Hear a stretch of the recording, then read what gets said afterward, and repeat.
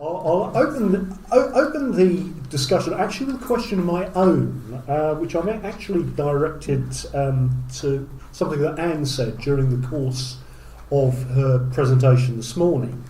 And it was a remark which I thought was particularly significant. It was, the more you do any kind of paranormal research, the more your results seem to match with your existing ideas and theories. Now, I think there's something very interesting there. You've set a hair running. I wondered if you wanted to just elaborate on that now. Let's grab this apparently, or Mick will tell me off. I can't say it's anything I've done a lot of research on, but it's certainly something that started to become apparent when I was looking at the EVP research. There are researchers who are using EVP as a tool to see what the afterlife is like, to see what things are like on the other side and see what goes on there. And they do seem to be getting results that fit in with their previously stated beliefs, and the more they do it, the more it seems to be reinforcing. This initially made me wonder whether the EVP they're getting, rather than being some spirit communicating via the tape, is actually them influencing what's going on the tape. Again, I have no proof and I've not done any experimentation on it yet. It's just something that occurred to me, and I'm fairly sure I've seen it happen in other areas of the paranormal as well, particularly in the not quite so scientific groups. You do seem to find that their results seem to back up what they previously believed. Now, I'm not quite sure how we can get round this, because even if you try and be as on the fence as you can be, we've always got those biases within us, and it's quite hard to take them out of the equation, really. So I think it's something we need to think about in paranormal research, about how much we're actually directing the results we're getting.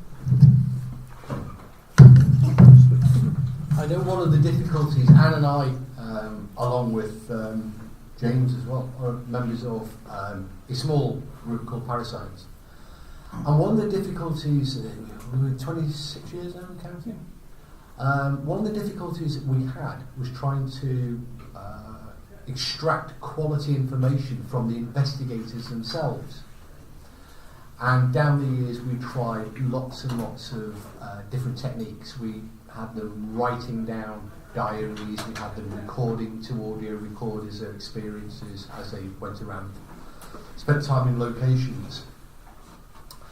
And then about 10 years ago we found what seems to be a solution for us, and it might be one that, I mean, I've always suggested it to other groups too, which is we actively discourage our members, those conducting the investigation, from investigating.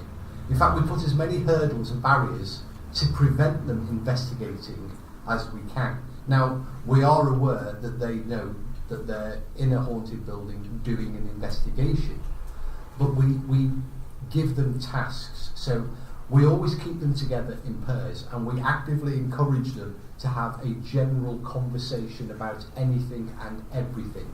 I mean, notwithstanding the obvious benefits, it stops the buggers falling asleep. It takes their mind off it. We allow them to play sort of video games or scroll through read a book, for example, or talk about the weather or what they were doing the day before. Because what we found down the years is what we want is observers. And we know from witnesses that observers, the initial witness, was not actively ghost hunting. They were watching television, they were reading a book, they were feeding the cat, they were preparing a meal, and they didn't miss the phenomena when it took place. And what we found is by distracting the investigators from sitting there staring fixedly ahead, looking, waiting expectantly for the ghost to appear, we started to lose those small, I heard an insignificant tiny little sound. I thought I saw a shadow figure. But when big events took place, we got the information from them. And we've always said that if you're watching Coronation Street and a big fat spider walks across the floor, ladies, in the majority, you will not miss that big fat spider running across the floor. If you're sitting in the dark with the lights off and you've been there for 5 minutes, a bloody tarantula could walk across that floor and you would never know. So we found that by actively discouraging investigation, by distraction people, has been much more productive, hasn't it? James, Anything you used to say, James? Yeah, I mean, on that subject with monitoring and measuring, as I said, the more capacity you've got to just take in your surroundings is always going to help the investigative experience. Like I said, with devices, data logging is really, I think, the way ahead here, whether it be temperature, whether it's audiovisual, which I didn't touch on in my presentation, or EMF, for example. If you are intently focused on something, Steve says, you're going to miss, as I called it, the gorilla in the room. You sat there, you're writing down measurements, you're so focused on one variable, you'll miss the four horsemen of the apocalypse running across the room. Tongue in cheek there, but hopefully it illustrates the point. So yeah, I mean, having taken part with Steve and Alan on the investigations, it does work well. Got quite bawdy, didn't it, in Shropshire? Yeah, it's a bit of a cliche, I guess, from the TV shows where you turn the lights off and you sit there in silence and what was that? And you're going to hear noises, you're going to hear creaks and things, and you end up with reams and reams of just data and blogging, and it doesn't really mean anything. But if you're just chewing the fat with each other, playing the game, Steve says, that's great. And there is more to it than monitoring and measuring. Like I say, we've all talked about different bits of the investigative process, and it's all as valid as each other. So like I say, from my particular field, the least time you're spent doing monitoring and measuring, the better, because as an investigator, we're trying to get the whole experience. So the less you're doing in that respect, I think the more you're doing, obviously, in others. Yeah, I mean, simply just being there is often sufficient. And John, do you wish to add something on that? I think it's been covered. I'll wait for the next question, actually. Okay. Yes, interesting point there. What it also led me to think of is subjects that had previously been raised in the laboratory context, which included experimental effects that, to an extent, certain researchers, certain investigators may seem conducive to creating phenomena around them and have great success, whereas others seem to have a negative effect where absolutely nothing happens at all. So there's an interesting wider discussion, but I'd like to throw it open to your questions. Can I just say, I understand the smart you've had. I really appreciate it before. So what you're saying is that the point of having all the monitoring is precisely that you shouldn't be thinking about this. You can then be just talking among yourselves and watching the television or whatever, because it's all being done in the background. But aren't you also spending a lot of time thinking about whether the machine is working and whether it doesn't work like that? Not really. If you set it up correctly in the first place, these things just happen to tick along very nicely on their own. I think Alan alluded on his talk at the beginning where he said nobody says I was looking for a ghost when this happened, and I was looking at my cornflakes. But people aren't actually looking for ghosts when they see ghosts. So are you saying that the presence of all the monitoring equipment actually means you're more successful in noticing things when they occur? Because you're not looking at the Because you're not looking at the... Because often when people say... I mean, Tony Connell used to say, when he went around with all this equipment and nothing ever happened, as though the equipment was somehow stopping things happening. But what you're saying is that, in fact, if you have all this monitoring instrumentation, it would actually make the phenomena occur more, or at least make you more aware of the phenomena. In the early days of using equipment, so 20 years ago, when equipment wasn't quite so advanced and automated and could be left to do its own thing, we would have to routinely write down manually the temperatures or routinely write down the observations that we were making, which meant that we were spending a long time, like it's 5 minutes, I'm going to write the temperature, another 5 minutes, I'm going to do this. And when we had the first CCTV cameras that we were using, what we found immediately on the very first time we used them is that small black and white television screen, which was on a table inside a long building in the boat museum at Ellesmere Port was the focus of everybody's attention. They spent the entire night. Do you want to tell the story about it looking over the shoulder? No, I just wanted to get a word in edgeways. Feel free. At the end of the day, we're looking at human experiences. All our ghost reports are human experiences. The equipment is great so that if someone does say it's suddenly gone really cold, we've got something there to show whether it has gone cold or not.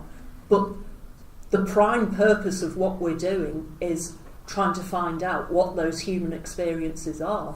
So we need people there experiencing things, not staring at equipment, using equipment, worrying about equipment. So the more that's automated, the better. I think it's also worth saying, Anne, that I think you might want to keep the mic there because it's important that we study the investigation team as well. Absolutely. One of the things we've done for a very long time is we don't just talk to the witnesses and measure the environment. I look at our investigators as well.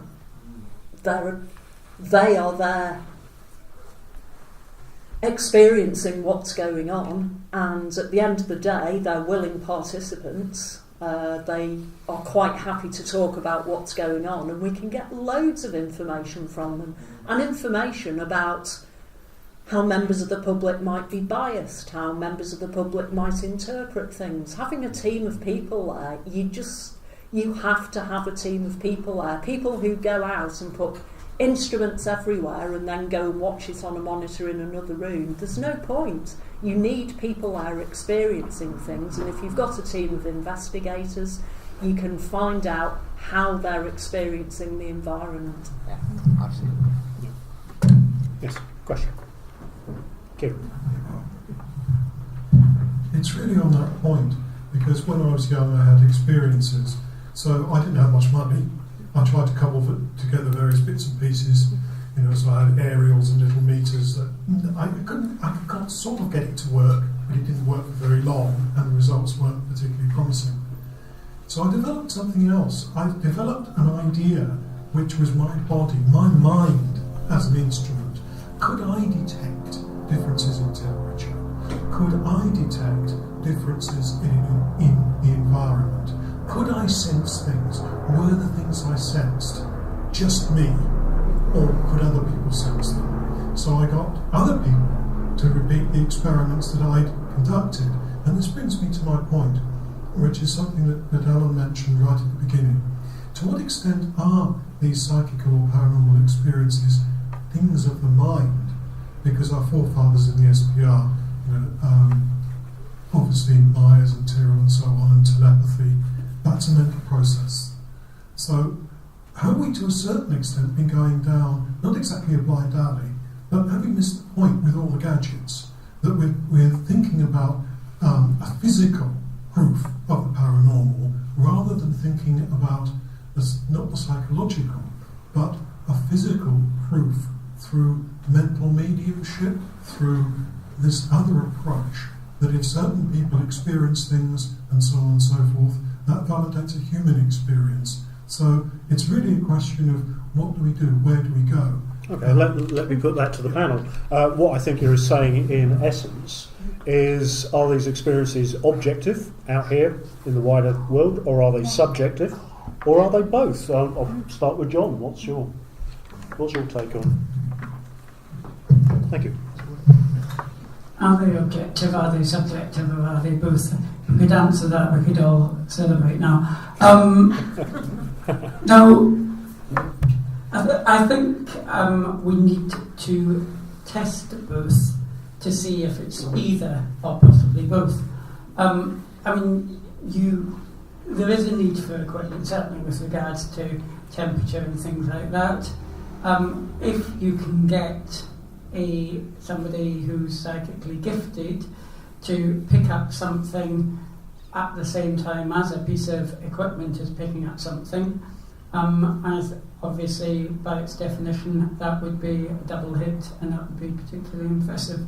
I don't think there's one avenue to get that down here. I think there's very much two avenues. I dislike equipment techies that would never involve a medium in controlled way in a paranormal investigation. Likewise, I dislike belief-led paranormal investigations. There's got to be an interesting mix.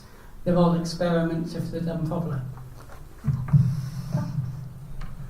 If you don't, I'm going to disagree with that. Well, you disagree, and I'll make my point. One at a time. Because I think you might too. Yeah. Well, first of all, we have discovered over the years that human beings are really, really bad at noticing their environment. People will, and something that's been backed up by instrumentation, people will say, oh, it's gone really cold, because people are really bad at judging how far temperatures dropped.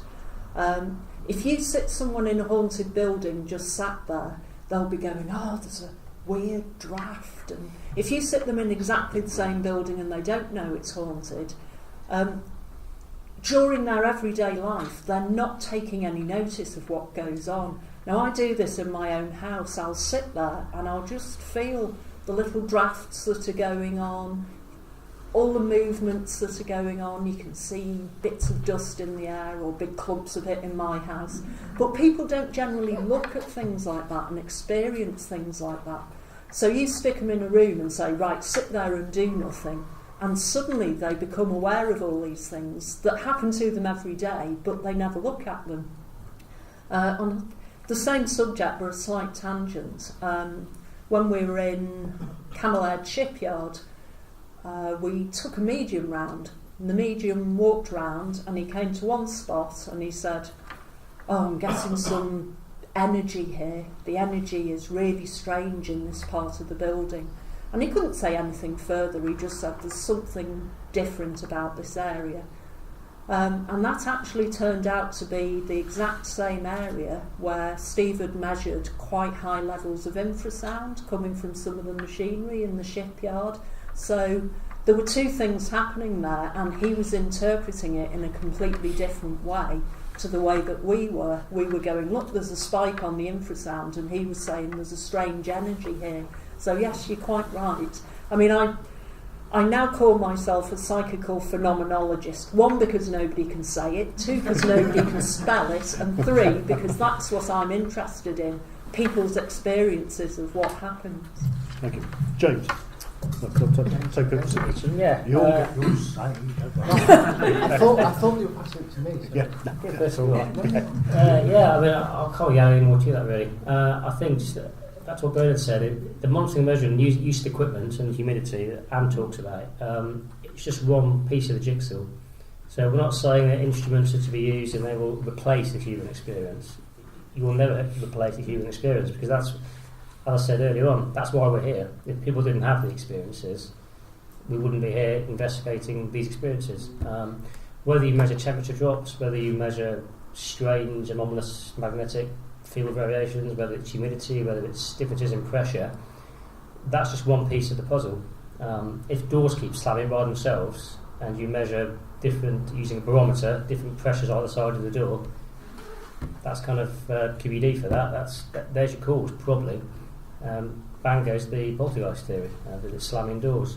So the instrumentation is good, but it doesn't replace the experience of what we're trying to measure. And like we saw there with the Camel Head example, the medium was picking up something, didn't know what it was picking up, but picking up something which turned out possibly to be standing waves of infrasounds. The case study I gave in the haunted cellar in London, what I did mention was there was a feeling of presence in the cellar. That was what was reported, but also massive temperature drops. That was what the bar staff said. Every time they go in the cellar, they suddenly get a chill and this overwhelming feeling of presence. And of course, as we saw, there was massive spikes up and down of humidity. And the psychology of humidity suggests that it can actually make you feel there's a temperature drop. And as we saw from the data, the temperature didn't drop at all. It was purely the humidity that changed, but it was the way the brain interprets that as temperature. So the human experience was the cellar's haunted and there's a strange atmosphere down there. And that actually had repercussions for the rest of the building. As soon as they fixed the air conditioning machine, there were no further reports. So all of the object movement and all the other stuff suddenly stops. So the power of suggestion, so that's where the psychology comes in. So like I say, the monitoring and measuring is important. and that's why we're all here, is to do it properly. If you're going to measure it, do it properly, but it does not replace the human experience and being there, using your own eyes, your own ears, making your own notes. It's just one piece of the puzzle. Steve, you wanted to disagree. I did. But first of all, I just wanted to... Carl, the medium that Anne talked about at Camelot, had no idea about the infrasound measurements that were taking place. And he'd written down on the map area of dense psychic energy. And then later, when I showed Carl, some weeks later, his plan and our map of the infrasound standing wave within the building, he said, well, of course I'm going to interpret those feelings psychically because I'm psychic. And so my natural inclination, and it was an insight into how he himself gave us that insight into how these unusual, normal, but odd feelings he was interpreting psychically. Because where I did object was what John said about the psychic and the hit, the equipment hit. Not because that's not valid, but I've always cautioned people about, because it's become incredibly popular in the last 20 years since Derek appeared on our screens, to find that most ghost hunting groups always have a resident sensitive or are medium led. Often the accreditation for that sensitive or medium is the sensitive or medium themselves and their own claim. They're unverified and they're unverifiable. However, what you see over and over and over is an increased credibility being given to anything that they say, their every utterance, that they are more special, that their description of their experience is more special than any other individual. I've always said every person in that building, every investigator, the people that live and work there, and those who call themselves psychic, you must record and document everybody's experience, everybody's impressions and thoughts, and not give any extra weighting simply because somebody says, oh, I think I might be psychic. So what I would be looking for would be anybody to say that I've had an impression that was verifiable by machine, and that has, on very rare occasions, been the case. Okay, maybe I could just take this question a bit further. The question was phenomena objective, subjective, or both. In terms of being able to either rationalise or exclude naturally occurring stimuli, things which we understand, which appear to cause pseudo-psychic impressions or seem to be the explanation for what people are recording or believing to be possibly ghostly activity, it seems that we can do quite well.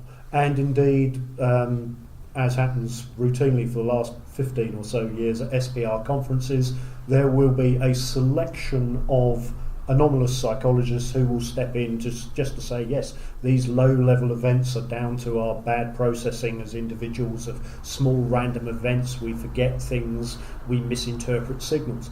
Where this breaks down, however, is in particularly what John identified with the Institute Metaphysique categorisation of phenomena with the Class 4 events, where it may well be that psychological misperceptions and misinterpretations explain a lot of low-level haunts, but it doesn't surely work as an explanation for things such as fires, large pieces of furniture being moved, and raps being recorded on tape recordings. And I wonder, John, if we could take it forward on that point, please.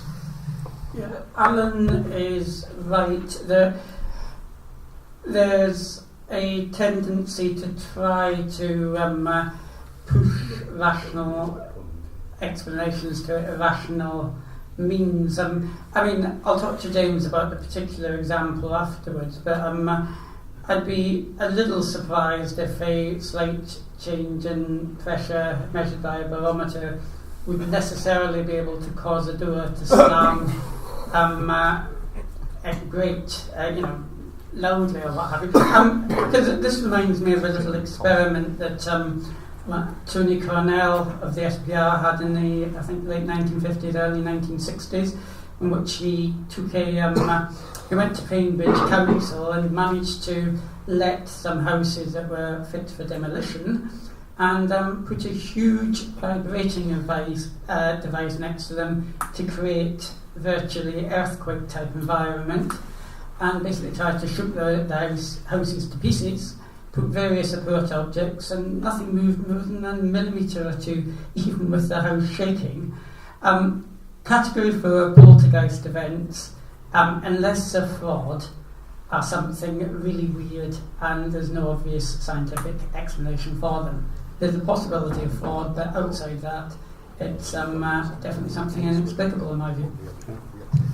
Yeah, so well, I've definitely seen an object move along a television due to infrasound. And I've definitely seen a door move due yes, to differential pressure. We have seen doors move a few times due to differential pressure. In fact, we created it, replicated it. Yes, we did. What's the pressure differential above and below the wing of a 747? It's quite small, isn't it? Over a huge area, it lifts 200 tons. I don't know.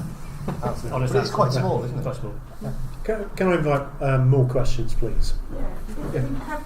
Have you actually ever recorded any definite proof of poltergeist activity? Ever? Is there actually any unequivocal proof? We had a pair of socks. Have you recorded any unequivocal proof of poltergeist activity? No, I was just going to say we have had a pair of socks thrown at us by a poltergeist, but, as is always the case... The teddy? Oh, the teddy, of course, I've forgotten about the teddy. It's on camera. Yes, it is on camera. Yes, this was a case at a farmhouse in Cheshire. It was actually related, the reason we were out there, it turned out to be to do with faulty wiring in the building, but while there was still dodgy wiring, we had people in various rooms throughout the building, and I was sat on the bed in the room where most of the activity had been reported and where the son of the house slept, and he'd been quite ill. I sat there for about 40 minutes for one session.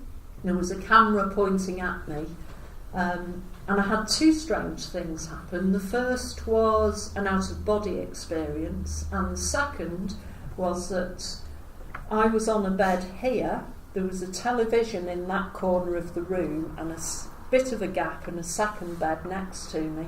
There was a small teddy bear on top of the television. I was the only person in the room. The door was there and the camera was by the door. And at the end of the session, the teddy bear was on the floor in between the two beds.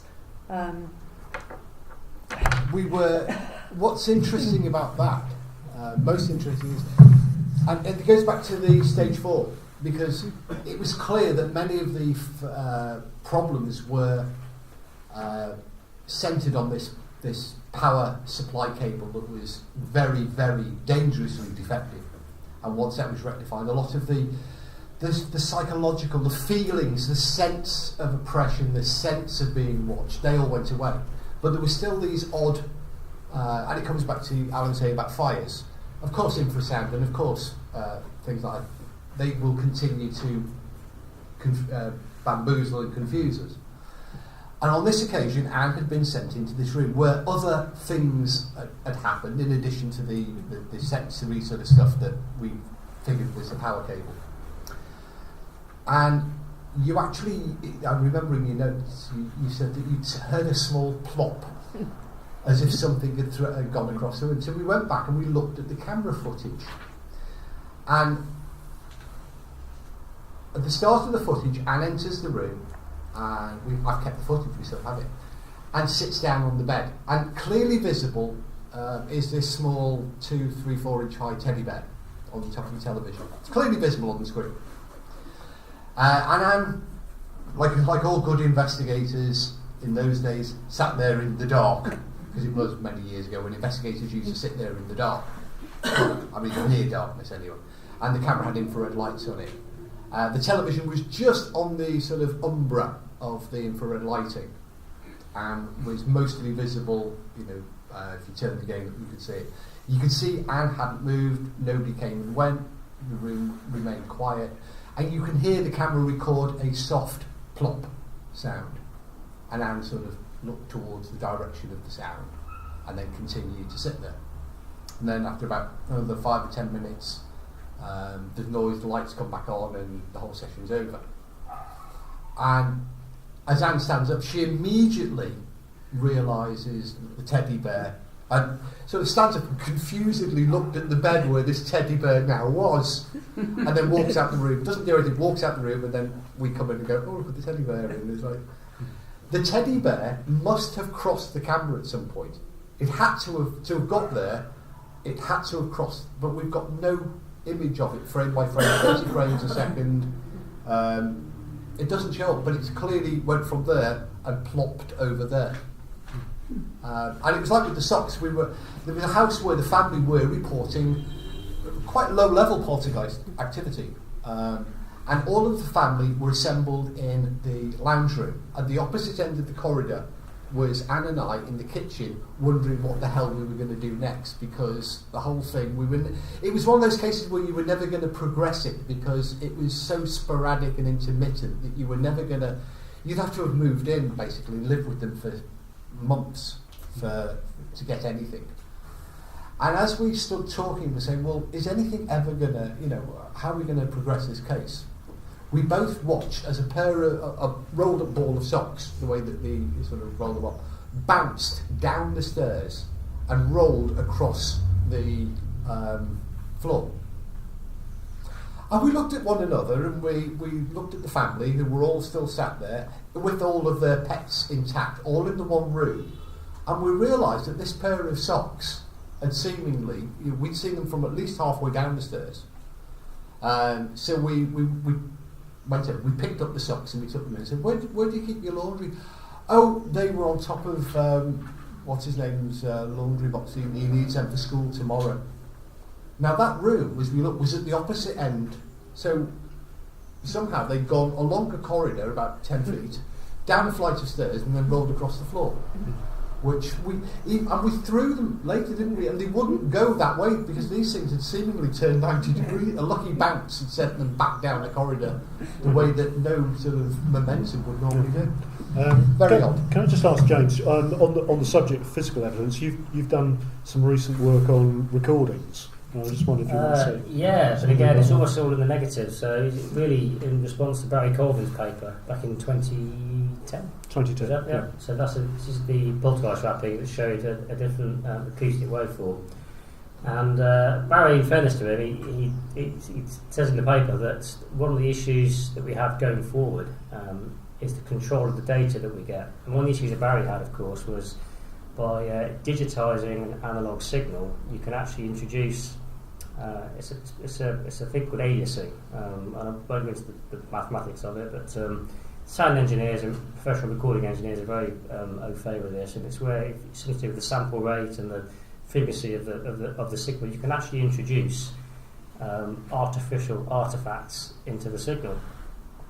So by the very process of digitising an analog signal, a lot of Barry's data was, for example, the Enfield case he used, and I think there was one of the Brazilian cases from Guy Pfeiffer as well, were analog recordings which were digitised, so you couldn't really rule out that there were some artificial artefacts in there, although Barry, of course, did his best to control the data as best he could. But in his conclusion, he did say, well, actually, to progress this forward, we do need better data. And I say to ghost club investigators, there are a few here today, if you hear a rap or anything, if you're away on a location, you hear something, just do one of yourself at the same time, just to sort of say that's it, and at least then you've got a control. The guy did this very well in Enfield. I think he got a broom handle on the ceiling when they were on the raps, and he was able to take that control rap and compare it to the anomalous rap, and that's actually how there was an obvious change in the acoustic waveform. Anyway, so I went forward and I tried to recreate some of these anomalous wraps, and I managed to do it quite easily by effectively knocking a wall, but having the recording device a set distance away from the wall. So under certain conditions, it was actually quite straightforward to replicate an acoustic waveform for a poltergeist wrap. The general theory being that if you knock a table, the amplitude, so the loudness of the sound, is pretty high at the beginning and it drops off really quickly. Even on a rubber surface, it drops down pretty quickly. But the anomalous waveforms showed a slow build-up in amplitude, even though it sounded the same, very much like a seismic event, like a geophysics, earthquakes, etc. And that's where the anomalous waveforms differ from conventional waveforms. But I was able to reproduce a wrap that sounded the same as any other wrap, but actually had a slow build-up to a maximum and back down again. So it did show that there are cases, or it is possible to replicate ostensibly paranormal acoustic waveforms. That's not to say that Barry's research was completely, let's forget about it, there's nothing in it. But it just shows that you really need to control the data. I remember having a discussion with Barry Colvin where he predicted, and again this is of course an experiment, if you used a rubber wrapped hammer, and we did see the investigator with his claw hammer. Maybe that's what it was for. Maybe that's what it was for, it was encouraging wraps. But it's an interesting, certainly a very interesting area. If, in terms of people doing recordings, if you can remember what James has said in terms of doing a control wrap, if you pick up noises like this, and then there is really something quite significant to at least analyse from what we found out so far. I would just like to add a rider to that. Excellent advice from James and Alan and Barry, that add your own control wrap. It needs to be done in a coordinated fashion, because we had an example, Anne's laughing, she knows what I mean, where we started to try this method and we ended up with, as everybody added their control wraps. You really need to be the person aware of it. You know, you have to work a method. We have a method that works for us, but you have to define a method so that you don't end up with that sort of, did you hear that? Yeah, what did it sound like to you? And this just cacophony of noise, which then may bury a secondary event that just follows it. Yeah. Okay. Question, Bernard. Yes, James, in your talk, when you were talking about monitoring and instrumentation, I mean, you didn't cover the question of filming of photographs, even though this obviously is what is presented as the main evidence, certainly in the TV programs. And obviously there's been a huge development in the sophistication of visual recording and infrared and things like that. So I just wanted to ask the panel, to what extent has all this development been helpful? I mean, one gets the impression that the fact that the same instrumentation, it can be. You talked about orbs and the problem of that, and we all know that you can cheat with cameras, with film and movies, presumably. So I just want to ask you about the importance of movie, not just photographs, but actually filming these events. Has all this new instrumentation been helpful, and if so, which instrumentation should we use? Well, I think we can crystallise that in a very easy question for the panel. Do you think ghosts, whatever they may be, can be photographed or recorded on film? Actually, I want to uncrystallise that question, because by dodging it slightly, by saying that we've reached a unique situation where technology, which we have striven for decades to improve, and Harry Price said he wanted a movie camera that worked with infrared film. That was one of his stated ambitions, to catch phenomena in the dark. We've had that technology 20 years. We now have smartphones, we now have the ability in real time to take a picture of a ghost that we have created. We see so many photographs now that I think we have lost all trust in photography.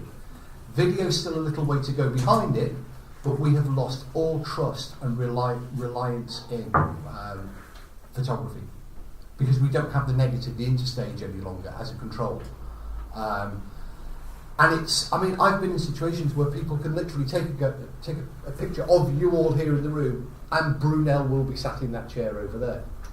And so quickly that it appears to be an instantaneous process.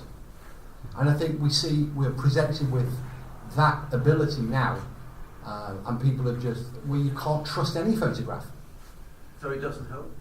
With still photography, I think we've reached the point where technology has come to the point where it's actually crippled our ability to discern if that picture is anomalous, because it could so readily be anomalous. But what about because now we have very sophisticated software which can analyse photographs, face recognition. You would have thought perhaps you could bring in some of that technology to analyse films in a way that human beings can't, so the computer can do a sort of neural nets analysis. And absolutely, but I think with if you look, drilling right down to the basic core physics of what a photograph is, it's light on a sensor. That is it.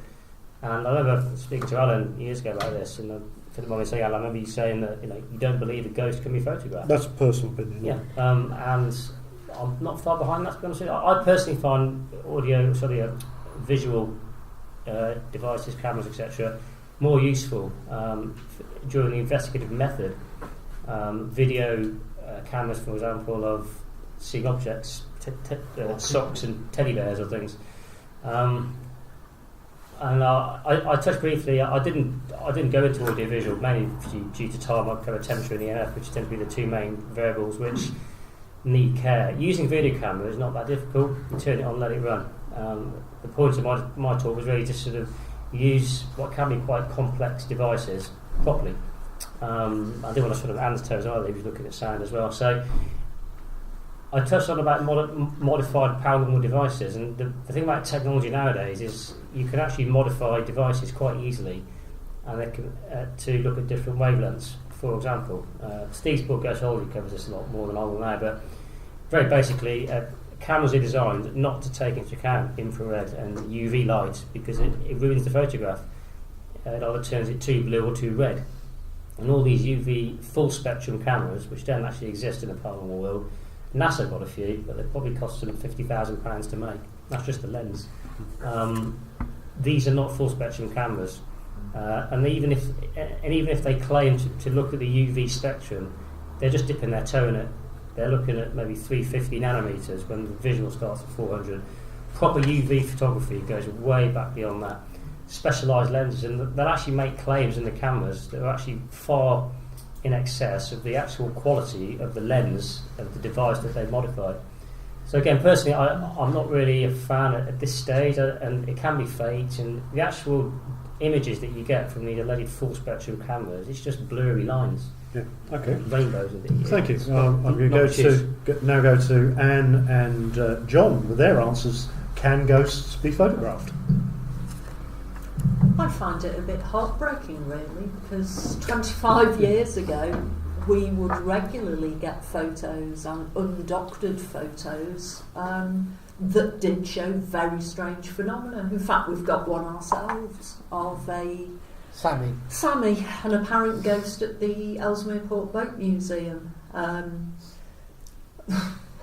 It's actually, I won't go into the story now because we're running quite late on time. I think it's still on our website, isn't it, Dylan? But basically, people had unusual experiences in this particular place. Mediums came out with a story about this particular place. We got a photograph of an apparent ghost, which was then a day later. The staff at the Boat Museum, a week later, the staff at the Boat Museum uncovered a plaque and a story about a chap who was killed in that exact spot, who looked like the ghost, and the actual story behind it was exactly the same as the mediums said, but nobody had known this before the staff went down into the archives. And they actually dug the plaque up, didn't they? They were restoring the buildings, and the plaque didn't exist until a week later when they pulled a wall down, and it revealed this plaque that had been walled up for 50 years. John, what's your take?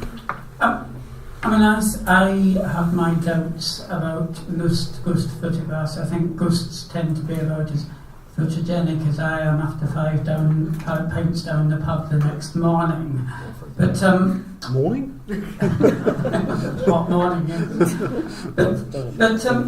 I think the new technology has kind of confused matters, and we've kind of, after about 20 years, roughly got back to where we were. I mean, there were a few good photographs prior to digitalisation. Then we went through the phase of odds without understanding how digital cameras worked, and then we went through the phase of photoshopping, which can be quite easily tested for. I mean, in the case Joseph's, there was actually non-photoshopped psychic photographs by a chap called Ron Burrows that actually passed a Photoshop test that turned out to almost certainly be acetate on the camera lens, which is something you could have done pre-digitalisation and post-digitalisation. But there's been so many fakes since digitalisation. I think we've lost trust in them. But I mean, to be honest, fakes are quite easy to test for. I mean, if you can get a good photograph and it's not acetate on the lens and it's not a clearly doctored fake, that can be done by software. It's probably just as good as the 1 or 2 good photographs we had in the past that were non-digitalised. So we're roughly where we were, but where we were wasn't that impressive on the whole. But there is a distinction between photographing a ghost and photographing a poltergeistic phenomenon. Indeed, because one is clearly occurring as a physical event which can be registered, if you're lucky, as with the Teddy or 1 or 2 other incidents on film.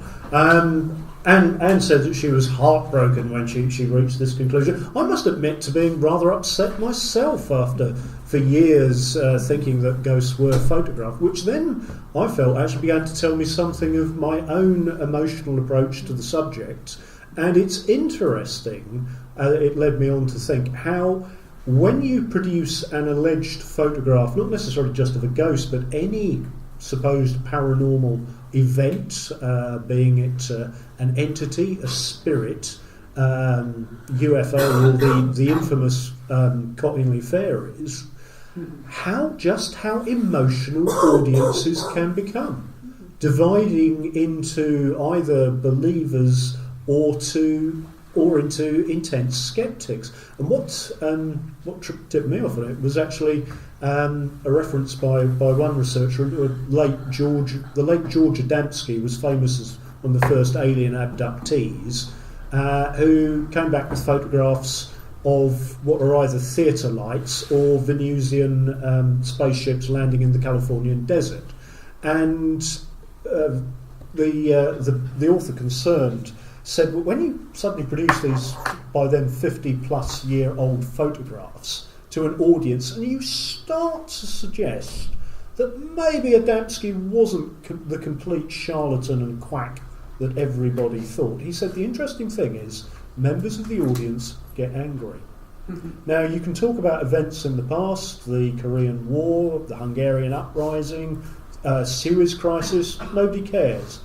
You start to mention these 54, 60-year-old photographs and people get really quite emotional. So I was so interested, I got hold of Adamski's book. I started to read it. I started to get angry. What's going on here? And on some deeper level, the production, I think, of what appears to be a physical objective recording does actually start to get to individual human beings on a much deeper subconscious level, shifting the way in which they perceive the world. It's a reminder that we do still all have biases within us. I wonder if we can, however, squeeze in one last quick question, if I can guarantee quick answers. Yes? Well, very simply, on that note, it is the biasness. It is out there. Here we are. For example, like, where are we going? For example, I can go back Andy's book round to my sensitive friends who I work with. But they'll say, oh, very nicely, but he did back to me. Okay. That's an old. They're trying to build bridges, and anyway, that's a question. That will turn into a question. Yeah. Briefly to the panel, how do you guard against your own inbuilt biases, prejudices? Heaven forbid that you should have such things. John.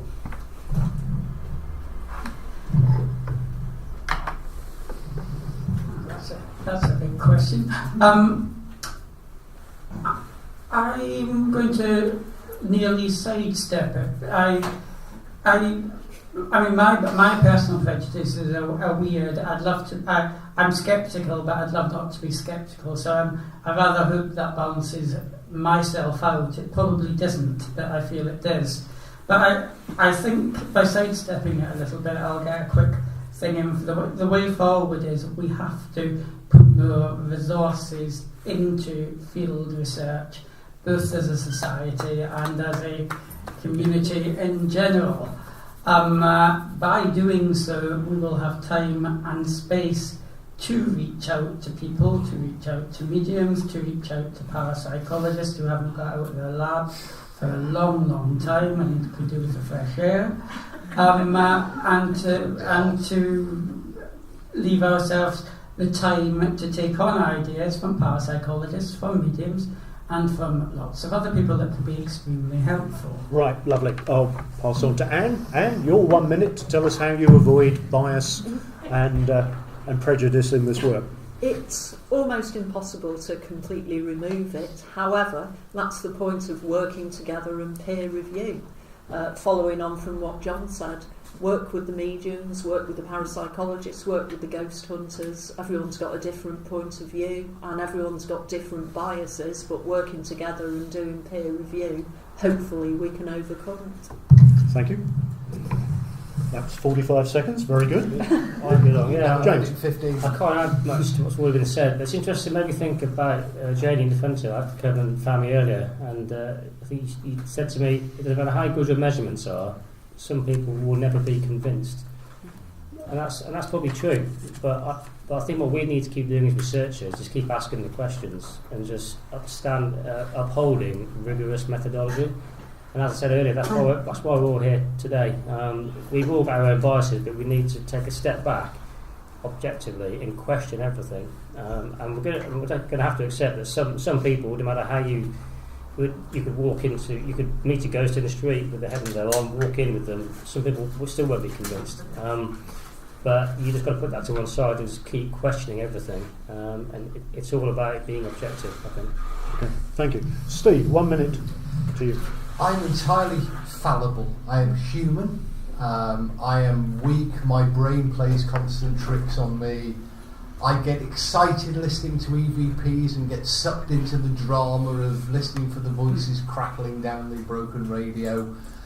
But I recognise that they are normal attributes of me as a human being, and that EVP is like crack cocaine to ghost hunters, and that I can see shapes and shadows in dark rooms, but it's that knowledge that I am fallible.